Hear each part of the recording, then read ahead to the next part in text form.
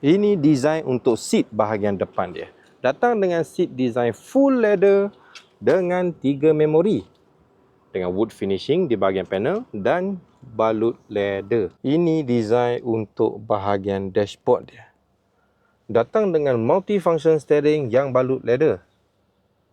Safety features, pedal shift, design meter full digital dengan mileage 18,500 sahaja. Untuk infotainment dia dah datang dengan full touchscreen. Dan bila masuk reverse, kereta ni dah datang dengan 4 kamera. Kamera dia memang jelas guys. Dengan control aircon di bahagian bawah. Dengan function ventilated seat untuk sejukkan ataupun panaskan kerusi. Driving mode selector. Charging port. Ruang storage. 2 cup holder.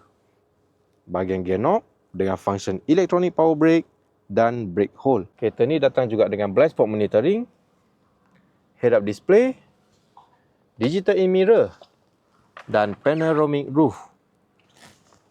Untuk yang berminat dengan kereta ni, boleh roger je terus. Okay guys, jom kita tengok belah belakang pula.